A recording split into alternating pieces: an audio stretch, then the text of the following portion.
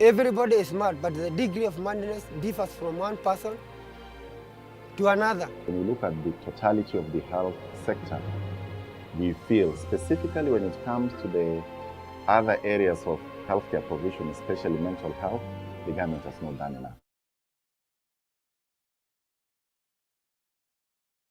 The Kenya National Commission on Human Rights, an autonomous institution established under the Kenya National Commission for Human Rights Act of 2011 to protect and promote human rights in Kenya, released a report in 2011 called Silenced Minds: The Systematic Neglect of the Mental Health System in Kenya. That report revealed shocking statistics such as at least 1 in every 4 Kenyan families has a member who has a mental condition. Secondly, out of 40 million Kenyans, 10 million will suffer from mental disorder. Out of those, only 1.5 million will receive treatment, while a whopping 8.5 million will not receive any form of treatment.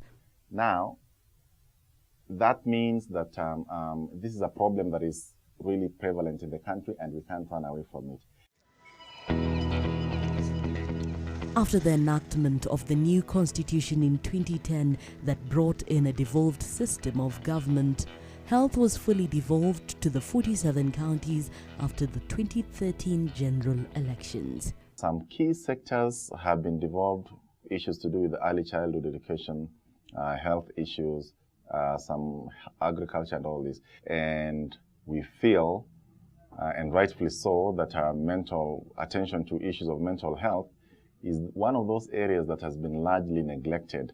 And this is a rights issue, especially given the fact that the international instruments and our own constitution really provide for the fact that everybody, and this includes persons with mental disability, is entitled to the highest standards of health. So how have counties fared in providing mental health services since devolution? Our first stop was in Lobei, Turkana County. Cases of cattle rustling between the Turkanas and the Pokots are prevalent and cause trauma among the victims, in addition to loss of livestock, displacement of residents, among other effects. Alice Buya is a business person in Loboi and has lived there for 20 years. In 2003, the Pokots raided her village and stole her livestock. Nimeshuhudia hata wameua ndugu yangu. Inaathiri maisha yangu kama walinyang'anya hata mali mpaka wakaua hata mtu. Mimi nakosa kitu yote, nikilala tu dakika 5 nikumbuke. Mimi nakumbuka tu kwa kila siku. Nakumbuka hiyo ndugu yangu, nakumbuka mali yangu. Waliiba kitu yote. Waliiba mbuzi, ngamia, mwili yake, bunduki. Dokeya Cow too is a Lobei resident. He lost 14 camels, 30 cows and 300 goats and sheep. This incident caused trauma for Cole.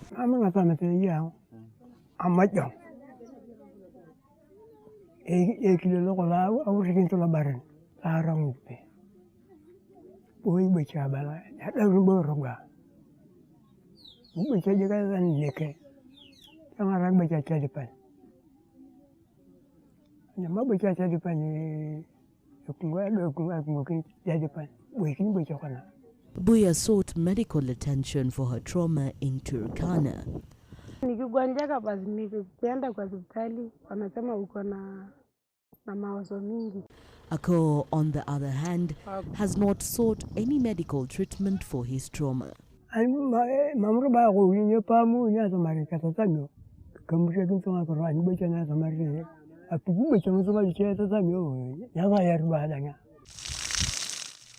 we asked what the Turkana County government is doing about the medical issues raised by the trauma victims, the Turkana County governor's political advisor Emmanuel Imana said this. No, it's not a question of treatment. What has been planned for a dispensary, ECD school, planned for a road, planned for water. So these facilities are going on now. We are now trying to improve.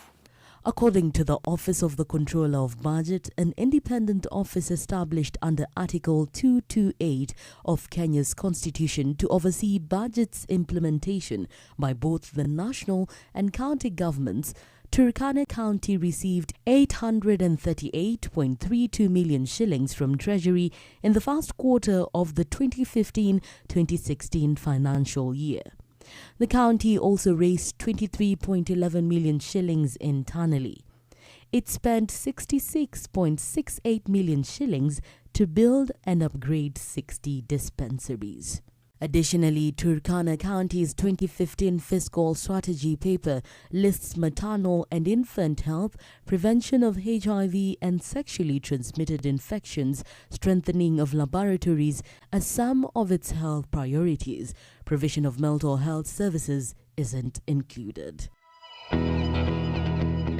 In Kinunga village, Nyeri County, we meet Margaret Njeri, who is suffering from schizophrenia, a mental illness. As her father Paul Gishuki tells us, Njeri developed the condition in 2001 after she received her Kenya Certificate of Primary Education results.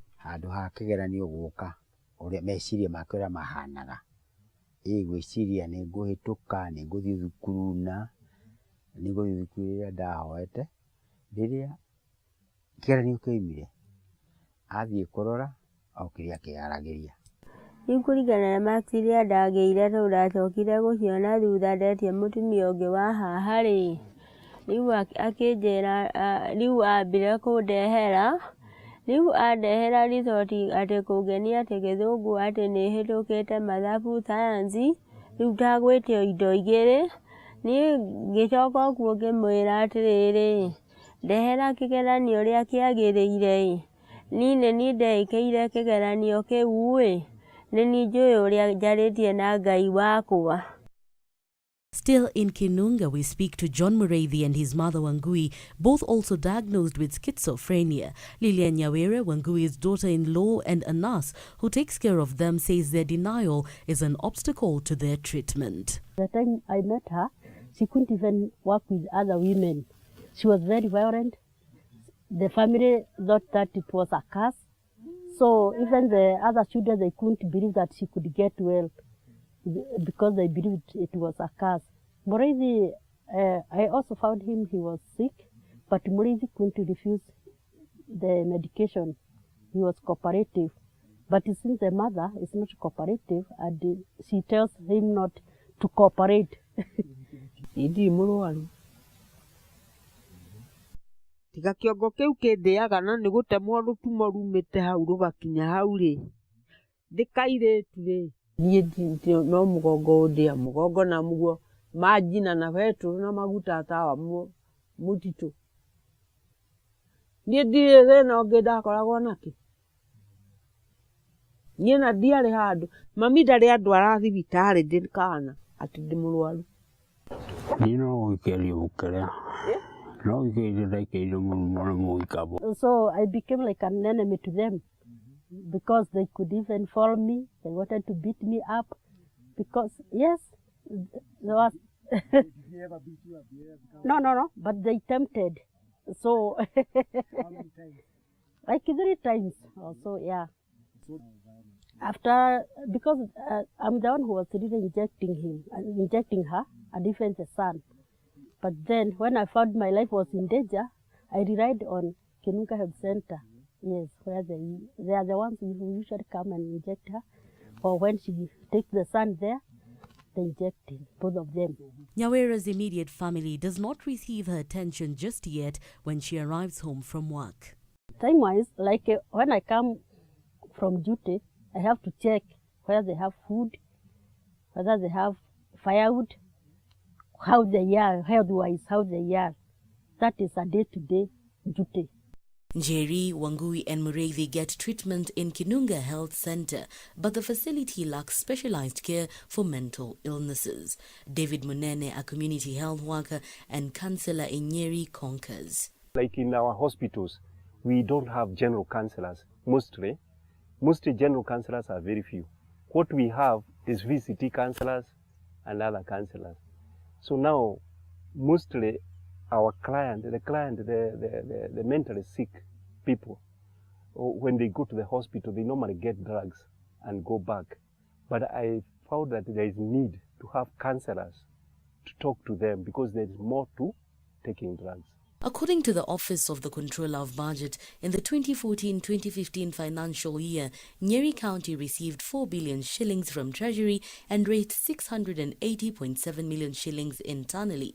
It spent 1.76 billion shillings on health services. The county government recently published its Health Department Scorecard for 2013 to 2015, in which it celebrated achievements such as the training of 2,510 community health volunteers to screen residents for hypertension and high blood sugar, the purchase of 8 ambulances, and the installation of 10 dialysis machines.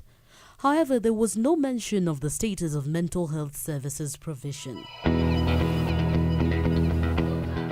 David Ngaruya, who lives in the Kosovo section of Mathare area in Nairobi County, is a recovering post-traumatic stress disorder patient. He's currently a volunteer in a children's home.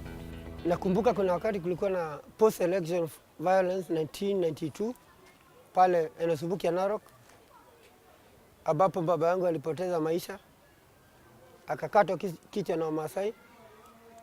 Kichwa chenyewe akabeba, tulimzika bila kichwa pale Maragwa.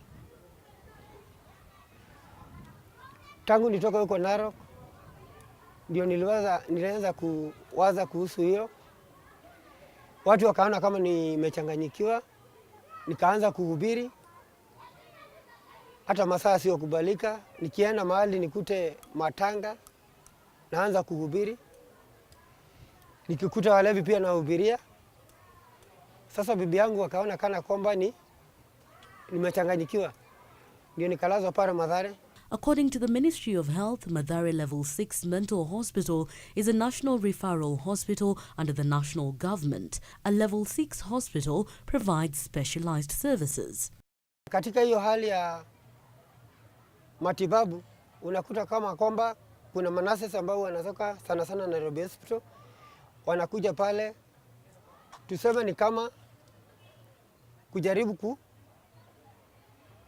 kujielimisha katika ile harakati yao kuwa labda nurse ama wengine daktari, lakini unakuta kwamba kuna daktari wengine ambao hawaelewi kazi yao, anakuwa hawajibiki katika ile kazi yake. Anaamrisha labda mwanafunzi mmoja ambaye anasomea matibabu, pea wagonjwa dawa. Huyu mwanafunzi hana ule ujuzi wa kupeana dawa. Unakuta kwamba anapea mgonjwa dawa ambayo haistahili. Badala ya kupona, yule mgonjwa anazidiwa zaidi.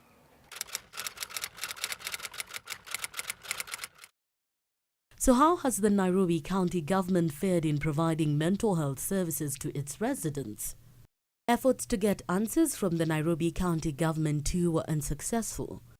According to the Office of the Controller of Budget, Nairobi County in the 2014-2015 financial year received 11.37 billion shillings from Treasury and raised 11.5 billion shillings internally.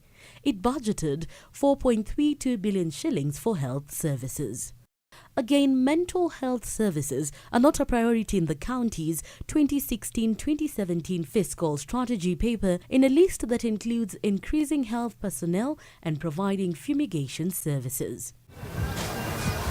So what is the way forward? For the county governments, they need to put more money towards the treatment of mental health persons.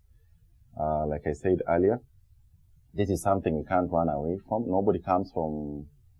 Everybody first and foremost comes from a county. So even the statistics I was giving, the 4.1 million, the 1 member in 4 families, all this can be tied down to a particular county. Niko na ushauri kwa county yetu, county government, huduma ambazo zinapeanwa pale Mathare, zinaweza peanwa pia katika hiki kijiji chetu cha Mathare. Sana sana eneo hili letu la Kosovo. Mental illness are like any other illness. They are treatable and patients can recover and lead normal and productive lives. Tiga uteithio wa dawa ri na ũteithio wa rĩu ũteithio wa ndawa na kana ũndũ angĩteithio atĩ ũcokia kwa ũndũ mĩgũnda ndũĩ nĩ akwaga ndũĩ mũndũ nĩngine kũmũhũthĩra ũũru. Amini usiamini, baada ya wiki 3 mimi nilikuwa nimepona kabisa. Every patient, if is taken care of, can improve because that is out of experience. Once they stop and continue now taking their drugs successfully, we call it drug adherence, you are happy.